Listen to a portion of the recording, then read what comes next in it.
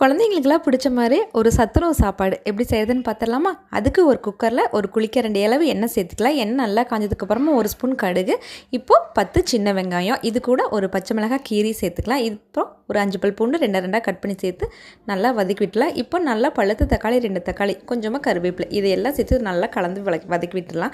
இது கூட carrot, beetroot, உருளைக்கிழங்கு இதெல்லாம் இந்த மாதிரி கட் பண்ணி வாஷ் பண்ணி மறுபடியும் இது கூடயே சேர்த்து கொஞ்சமாக உப்பு கலந்து இப்போ நல்லா வதக்கி விட்டதுக்கப்புறமா ஒரு ஸ்பூன் மிளகாத்தூள், 1/4 டீஸ்பூன் மஞ்சத்தூள், ஒரு ஸ்பூன் சாம்பார் தூள் இதெல்லாம் சேர்த்து நல்லா வதக்கி விட்டுடலாம். நல்லா கேரட் காய்கறிகள் எல்லாம் சுண்ட வதங்குற வரைக்கும் நல்லா வதக்கி விட்டு இப்போது 1 கப் அரிசிக்கு 1/4 பங்கு துவரம்பருப்பு சேர்த்து நல்லா கலந்து விட்டுடலாம். இப்போ அரிசிக்கு தேவையான அளவு தண்ணியும் சேர்த்து அது கூட மறுபடியும் கொஞ்சமாக அரிசிக்கு தேவையான அளவு உப்பும் சேர்த்து நல்லா கலந்து விட்டு உப்பு கரெக்டாக இருக்கான்னு செக் பண்ணி ஒரு 3 விசில் விட்டு எடுத்தோம் அப்படின்னா ஒரு சூப்பரான சத்துணவு சாப்பாடு ரெடி. ரொம்ப ரொம்ப டேஸ்டியாக இருக்கும், ரொம்ப ரொம்ப ஹெல்த்தியாக இருக்கும். கண்டிப்பாக ட்ரை பண்ணி பாருங்கள்.